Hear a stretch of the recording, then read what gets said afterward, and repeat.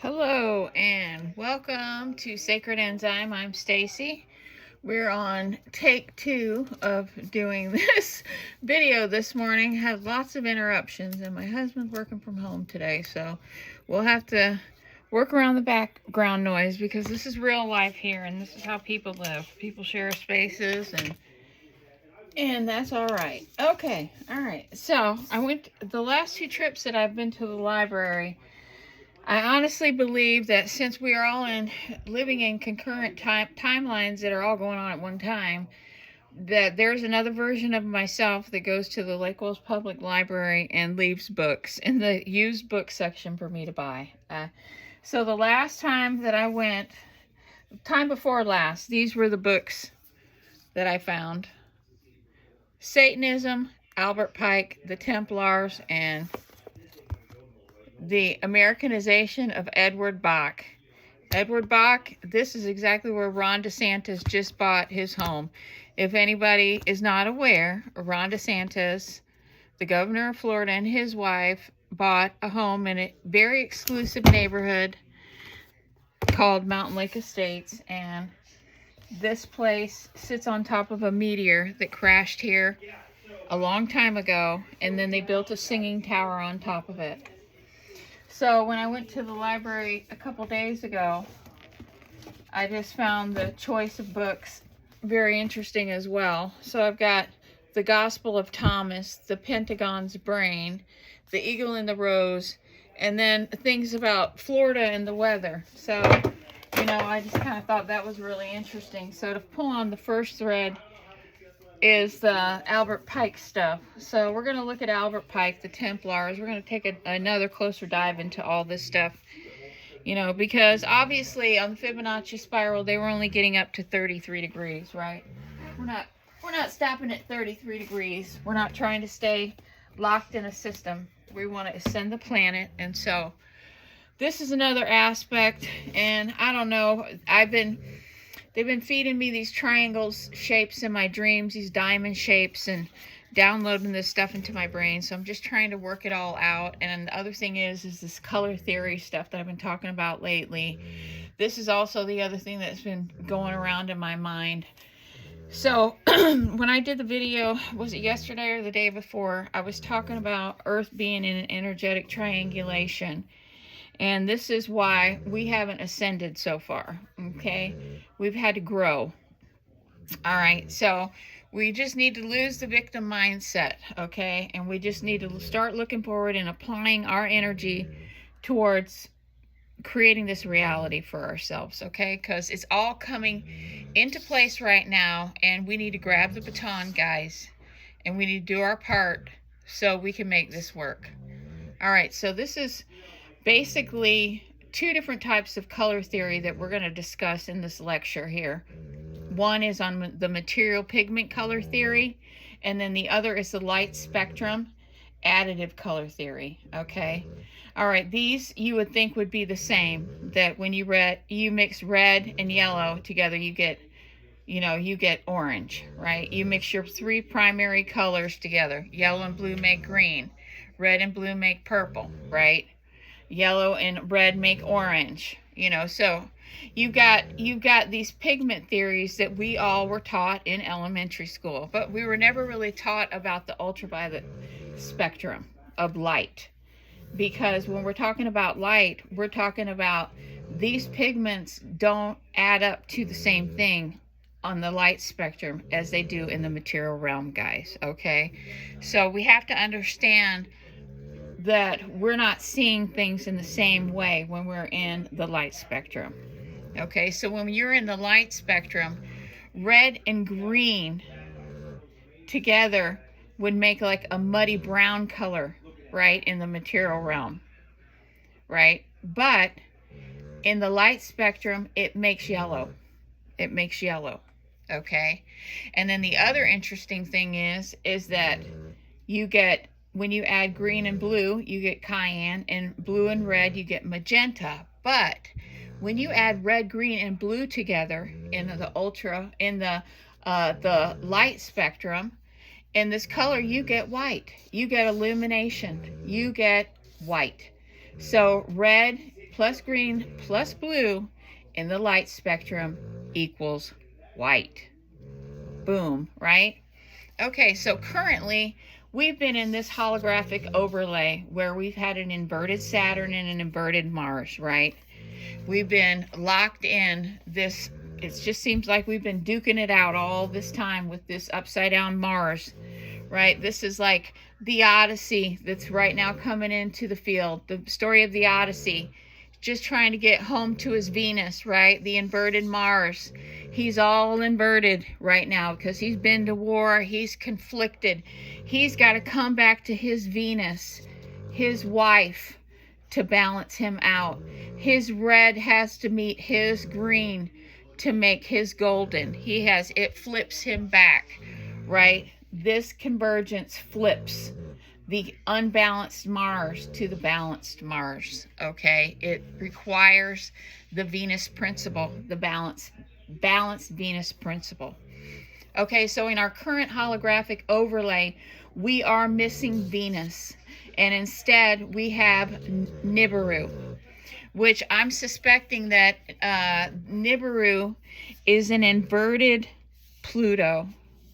It's a fraction of an inverted Pluto that was utilized as technology to put a block, to create like a almost like a satellite dish that's reversed, that is stopping everything from transmitting, right? It's a block, it's a pause, it's like the shield right now that's keeping this stuff from going right. It's like a backfeed, right? We've got like a backflow, okay? So what this cycle potentially is giving us right now is this balanced triangulation to be implemented over the top of our current holographic overlay, okay?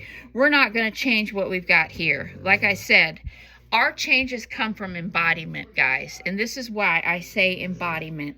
Because when you are embodying the life that you want to live instead of talking about it, we are creating this triangulation in real time, okay?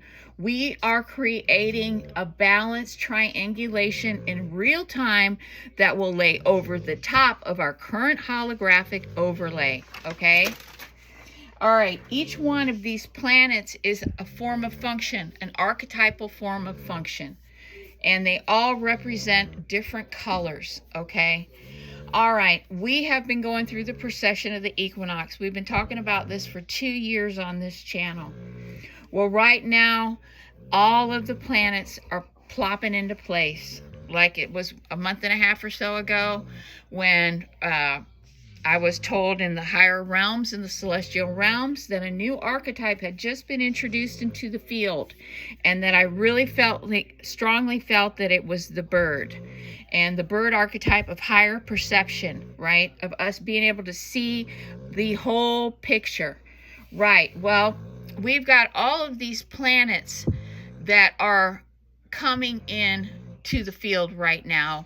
And basically, if you're talking about form of function, don't think about these. These are all intelligences, guys. These are all intelligences.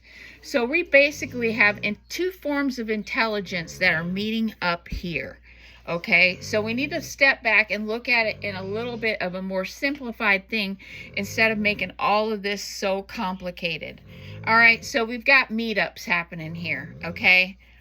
All right, so we already had on the 19th Mars having a meeting with Saturn. We had Mars meeting Saturn, okay? That's our beginning of our toxic relationship right here, is an inverted Mars and an inverted Saturn, right? So that's the first thing that has to be corrected, right?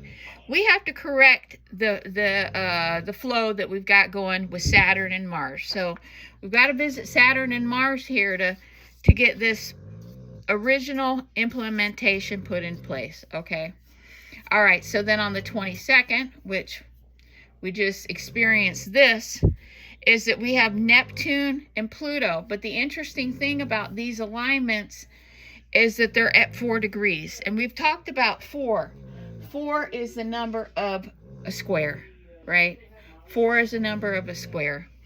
So we've got structure, right? We've got structure. We've got a Mars influence. So in the alignment field, we've got Jupiter in Leo, we've got Uranus in Gemini, we've got Neptune in Aries, and we've got Pluto in Aquarius. Now this is so super important, is Pluto in Aquarius. All right, we are in the age of Aquarius, but Scorpio is the officius, the scorpion that stings.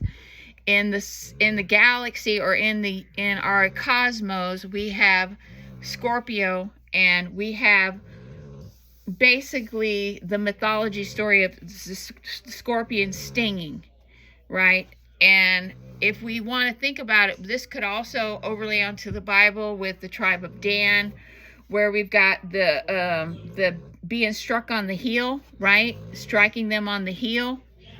Okay, it's the same Scorpio mythology. We're talking about the 13th archetype. We're talking about a cycle change, guys. It's a cycle change. It's talking about the opportunity to grab the brass ring. The scorpion comes in and either breaks the loop, or we just stay right in it. So Pluto is the key. Pluto is the key. Pluto's in Aquarius right now because Pluto has the opportunity to flip its dualistic nature and take us from the 12th to the 13th and take us outside of the framework that we've been operating in. So we are now integrating a new triangulation over the top of our existing one. And so we've got Pluto, an inverted Pluto that would be replacing this point of Nibiru, okay? So we could invert Pluto into a healthy Pluto, all right? And that can happen on Lionsgate portal, guys. And we have to really pay attention to August 8th because things are going to get crazy, especially with all of the rituals and things that they will be putting into the field to try to manipulate this from happening, okay? So we've got several alignments. We had 4 alignments at the 4-degree mark that took place on the 22nd. Now look on the 29th. On the 29th, we have Venus and Mars. We got mommy and daddy. Mommy and daddy are having a meeting on the 6th. So these forms, the 29th. On the 29th, we've got mommy and daddy meeting. So we had basically all of these meetings happening. We had Neptune and Pluto, and we know Neptune is very much about emotions and old things and depth and shadow work. This is why I said the other day, boy, Scorpions and water signs, you better hold on to your hats, because I hope you've done your shadow work, because it is going to get so deep right here. This is like, it's almost like we're having marital counseling right here. Can we save this marriage, guys? Can we save this marriage? This is basically what kind of like what we're doing here. We've got our marriage counseling on July 29th between mommy and daddy right here, right? And then on the 6th, Dad's going back to Saturn, right? Dad's going back to Saturn, and we're going to talk more about boundaries right here. Are we going to have our healthy boundaries in place, right? Because Saturn is the circle keeper. Saturn is the circle keeper. However, if Saturn is not balanced, it is not a circle keeper, right? It's a jailer, basically. We've been locked in with Saturn because Saturn sets the boundaries, okay? Mars daddy is going back to Saturn, and he's saying, okay, so this is what we've figured out here. All right, so this is on the 6th. So then daddy goes to Pluto, okay? Pluto right here.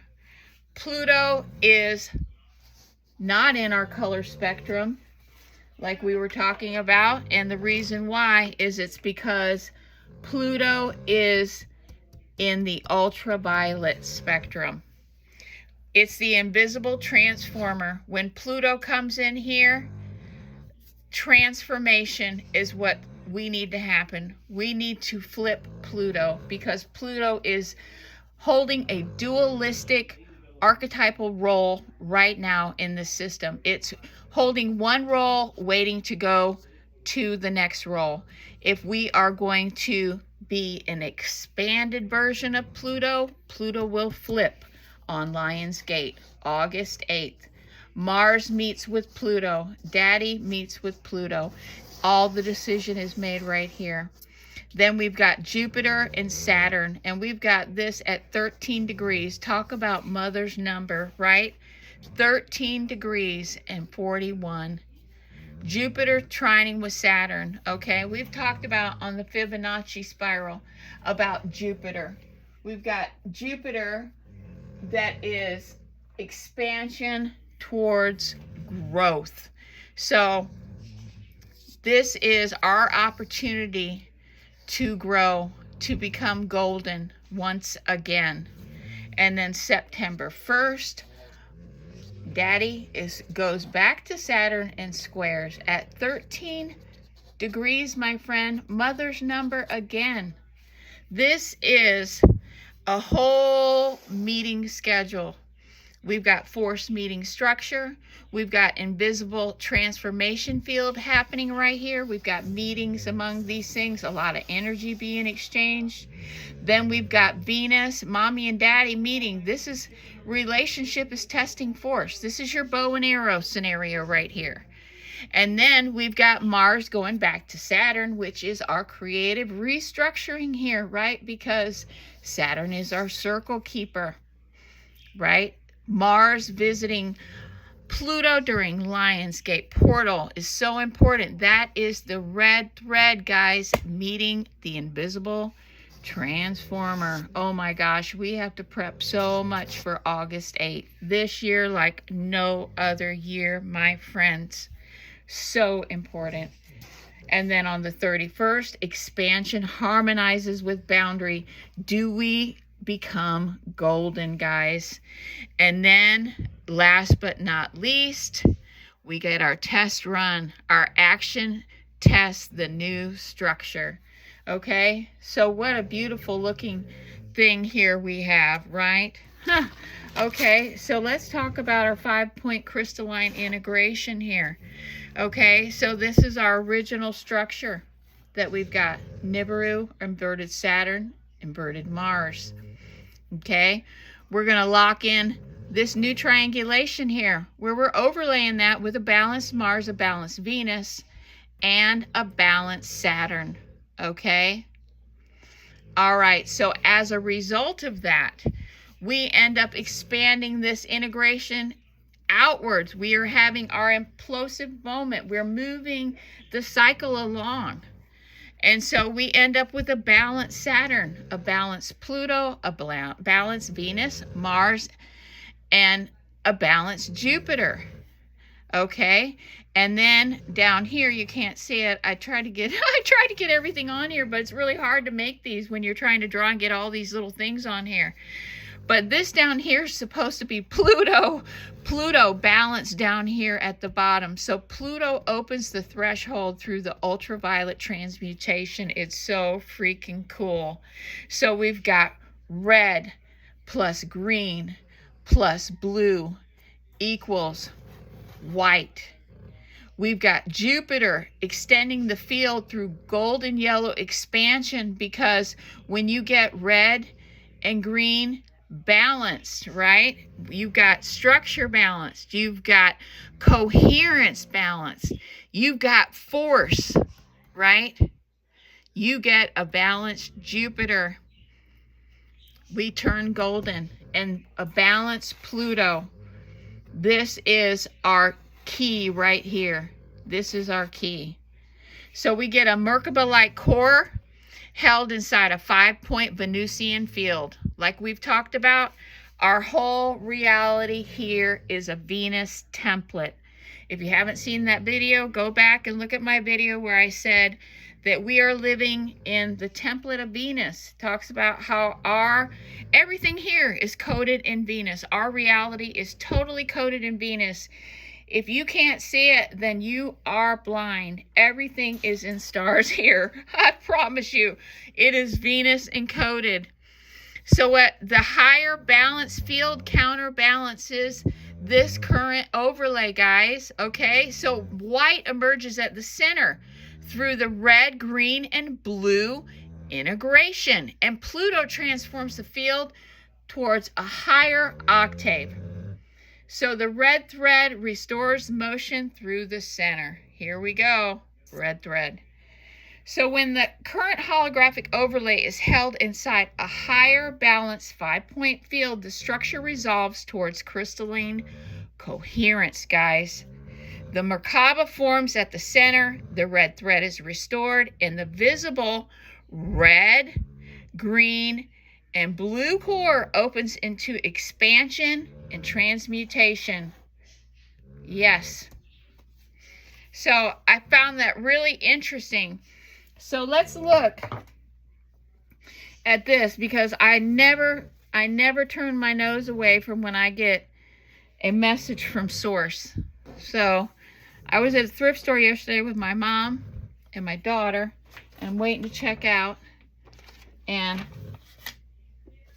I see these Masonic ties on the rack right next to me, and I kept thinking, okay, that symbol, that symbol, that symbol, that symbol, that symbol, that symbol, that symbol, that symbol.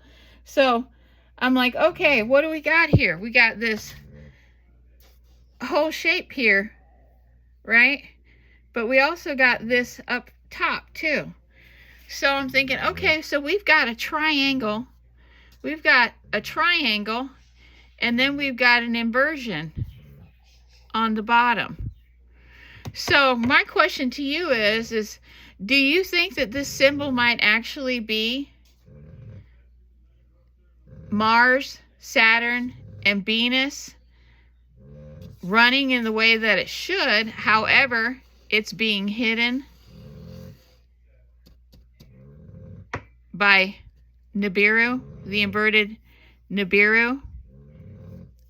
I mean, it's something to think about. They know the secret, right? They know the secret. Or maybe they're talking about an unbalanced Venus and Mars and Saturn, because if you can keep it inverted, then you're getting the inversion of these planets. So I don't know. I just think that's really interesting that this looks like this shape right here with an inversion triangle on the bottom. An inversion, I'm always showing my inversion preference, right? I mean, what exactly is it that they're saying? Energetic inversion of holding this. And you know, this would be the genetic hybridization that happened when we had the Anunnaki, you know, when they came in and they gave human bodies an upgrade. So we had breeding that was happening during this time of bringing codes in, but they weren't done. They were not done in the right order. Okay, so we were introduced to archetypes out of order, and so this created a problem in this holographic reality. And so this is what we're working around now. We're not going to be victims. We're not going to be victims. We're not going to keep worrying about that. We're going to manifest this reality for ourselves, guys. You know, and the best way to do that is with embodiment. We have to embody. We have to embody this. When we embody this, we're creating this in real time. And so I would love to hear what everyone has to say. You know, this is just a lot of stuff that's been rolling around in my mind. And, you know, I like to put it on paper because I love visual aids. I just think that they're really good for working things out. So if you have something to add, I'd love to hear your thoughts. If you guys want to do a live, let me know, and we'll try to set one up where everybody can be there, and we can talk about a lot of the stuff that's going on in the field right now. So with that, when you come and find me, I'll be here, because we're living in the past, present, and the future all at the same time. Don't forget to get outside today. Put your feet in the grass. I'm headed to the library now. Give thanks to our Heavenly Father and our Mother Earth. So I will catch you back from the library. I got to go return my book. and I'm going to go look and see what they've got in the used book section, because I'm looking for a couple more frames of interest from some Florida books. And then we're going to start digging into stories that talk about different vibrational beings that have come through the veil and that have been witnessed by people here. So I think it'd be pretty interesting. We can take a little tour from all this heavy stuff and start looking at, you know, we're not alone here, guys. There's fairy folk, there's other dimensions, there's portals, there's energy gates, there's sea gates. You know, a lot of people can't wrap their mind around that everything is not in the air. It's in our water, guys. The water is sea gates. Big lakes are sea gates. They go other places, okay? So anyway, that's enough for me right now. I'm headed to the library. Hope everyone has a wonderful day. Don't forget to like, subscribe. Like 70% of you are not even subscribed to the channel. Share the content, please. We want everyone to wake up, guys. We don't have much time here. Let's get it together. Let's figure out what we're going to do for August 8th as a group to create a big field of energy, because we really need to pull out all the stops, folks, with our red thread. So with that, I'll catch you on the next one. Have an awesome day. Bye-bye.